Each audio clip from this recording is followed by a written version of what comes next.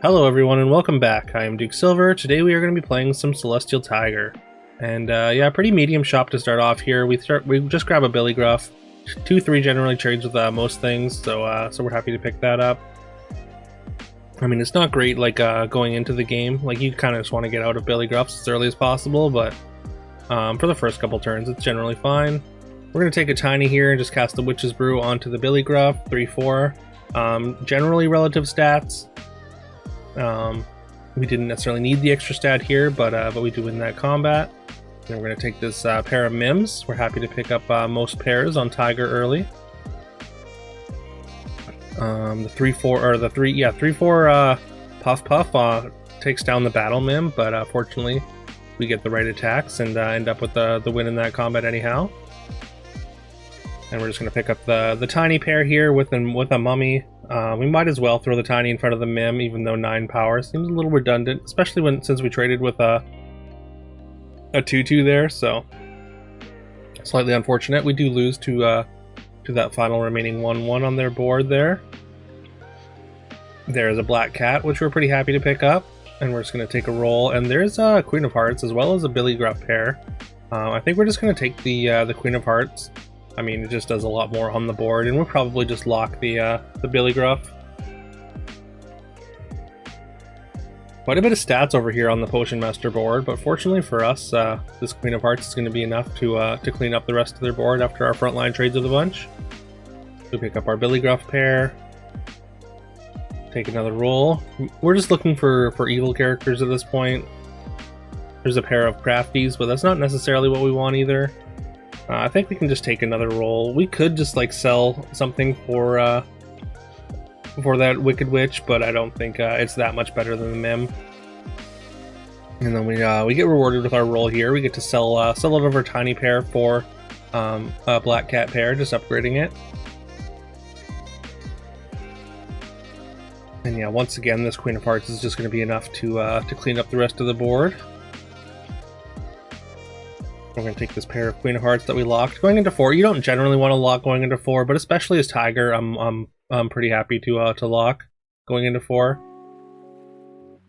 And yeah, we are doing some serious pair gaming here. As you can see, we have as many pairs as you can have on a board and on the bench. So literally everything except for that Tiny is paired up. So it's just a matter of time before we get a triple. We're at 36 still, so it's like we're not in too bad a shape, although we do take 11 there. We're kind of punished for hoarding all these pairs. We're going to sell for the Cindy. So now we have all the pairs that you can have, plus a Cindy. So really just like the most treasure potential you can possibly have. So we're gonna hit one of these triples eventually, I tell myself here. And there we go. We get the Black Cat triple. With all these pairs, like Skipping Stone could be good, but the fact that we're missing so hard makes me just want to take this spinning wheel, and we'll just get an extra 2 gold every turn to hopefully find some of these triples. We're just gonna jam this Sporko. It's just a big upgrade over the Mim at least. Trophy Hunter's got a very scary board here, and yeah, they're a little bit too powerful for us there. Just too many last breath triggers. But so yeah, we're down to 19 now in 2 combats, from 36 to 19 in 2 combats. A little bit rough, but we do find the Mummy triple, which gives us Sarcophagus, which is going to give us a huge tempo boost. And rather than like try and get the Cindy's a little bit slow with 4 counters still left. We're just going to sell it off, and we're going to buy this XP with this Sarcophagus. Like we're feeling very, very strong. So. And also we had the Ghost Fight here, which we make very short work of. Pair of Cupids, but we're not really interested in that. We've still got a few pairs that we can triple up. Also, we're going to 6 next turn, so we kind of want to find the pair. We kind of want to find our triples like early, like because I mean the pool just gets further diluted next turn. And yeah, taking a pair of 5s is usually fine. Although Cupid, like, you generally don't want to play 2 Cupids on a board. We do get hit with a fireball that takes out 2 of our backline characters, one of them being Queen of Hearts, and the other is Sporko. So we lose a fair amount of power, and this Puffy's got a lot of stats on these Puffs. But I mean, Celestial Tiger with the sarcophagus is just a little bit too much for them still. And we did lock this this pair of 3 big pigs. So we sell off the cat just because like the cat probably doesn't play that long anymore, or that much longer. We could have taken Hand of Midas and just rolled for a 6, but we're not going to be able to buy one this turn anyway. So we just go with the Drax Saber. Putting stats onto these Sporkos is really good. And there's a Queen of Hearts triple. We definitely want another level 3 treasure, so it's just a matter of what we're going to sell for it. We end up selling one of these Mims. We've kept these Billy Gruffs for quite a while, and yeah, there's an Eye of Ares, and we're with the pumpkin in the shop, and the sarcophagus, and this 3 big pigs. We're pretty happy to take a very large or a very good Eye of Ares here. Although opponent seems to be making slightly even better use than almost better use than us of the Eye of Ares, with that Court Wizard getting a bunch of bonus attacks. But now with this pumpkin, this Eye of Ares gets a lot better. Like, it was fine on our board before, but with the pumpkin and getting even getting all these like very small sort of like dorky evil summons off of these 2s and 3s, like the Eye of Ares and the sarcophagus combo is going to add up to a ton of damage here. We just took a unicorn and sharded it there, and got a cut purse out of it, and we might as well play it. It's a little bit better than the Billy Gruff, and like, I mean, 12 power could slay. Definitely not against this board, but there's like a world where they have some high attack, low toughness characters in their front row. And yeah, you can see they've already got like a fully formed dwarf comp. But yeah, the sarcophagus plus the Eye of Ares is just a little too much for them, unfortunately. They seem like they are pretty powerful, but we managed to knock them off there. We could go for the TLK on the big pigs, but I mean, I think it just fits too well onto this board.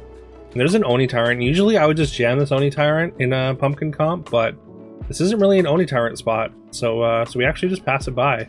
And we find a second pumpkin, so we get rewarded for passing that Oni Tyrant. And yeah, I would say, like, as I was streaming this, I was saying, like, in general, most pumpkin comps are just monster comps that have pumpkins in them. But this is what you call a pure homegrown farm to table organic pumpkin comp, where we're just straight up utilizing the pumpkin summons to the best of our ability. With the doubled Eye of Ares and the doubled sarcophagus, like, all of our value is just coming from the pumpkins, rather than just like coming from the fact that most of our board are monsters and we just have extra monsters from the pumpkin. So I don't know, I thought it was pretty funny. We're considering the Scion, but I don't know that it necessarily fits here. Like, the board just doesn't really work for it. There's also an Ashwood, but again, like, that's not really what we want to be doing here. We kind of just want more, we want more pumpkins, of course, and we kind of want more summons. And we want a Medusa for our slot 1 here, for sure. We end up taking a Nian, which is great. We're going to replace that with the Sporko. It's going to give us a higher tier summon anyways. And yeah, Puffy has added a good boy to their Puff board. Looks like they went for an evil twin on one of their Puffs as well, though. Which, with good boys, is an odd choice. And yeah, looks like they're gonna go out in 4th here. They don't even get to our pumpkins, unfortunately for them. We're gonna take the Sporko triple here. None of these I really think are better than the Drax Saber. I think we want to keep the sarcophagus and the Eye of Ares. As I said, like, we're getting all our value is coming from the pumpkins, so we're just gonna keep those and keep maximizing those value. There's their Nian upgrade, and there is the final piece to our organic farm to table pumpkin comp here. The summoning portal is just going to be the final piece to our pumpkin comp here, so we're happy to take that. I'm just going to add a ton more stats. Now we just want to find as many pumpkins as possible. And yeah, we've got last time we fought Miri, the Court Wizard was doing a ton of work with this Eye of Ares, but this time they don't even get to our other pumpkin past that Doom Breath, so we're clearly making better use of the Eye of Ares at this point. There's another Medusa, which I don't think I take this one, but I think like it should play over Sporko. I kind of regretted that at the right after passing it. Considered the Echo Wood just because the summoning portal stats can get pretty large, and we're not going to pass this one, not with 5 gold left. So we pick up that that Medusa. This opponent also has a Doom Breath, and they do take out one of our pumpkins plus the Medusa, but that just triggers a ton of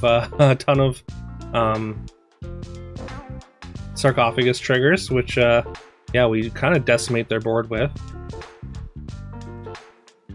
And yeah, they don't even get to our second pumpkin, and we kind of demolish them with all this extra attack and sarcophagus summons and summoning portal value. So yeah, like I said, this is the purest, one of the purest pumpkin comps I've ever had, and yeah, I think this is kind of a ton of fun to play.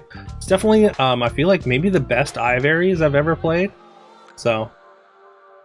But yeah, this is another way you can build pumpkin, I suppose. Not your traditional build. Usually you use the Oni Tyrants to get your value out of monsters. But yeah, we just get there off of summons. But yeah, let me know if you enjoyed this. Please leave a like, comment, subscribe, do all that fun stuff that helps the algorithm. I would very much appreciate that. I hope you all have a great rest of your day, as always, and I will see you tomorrow.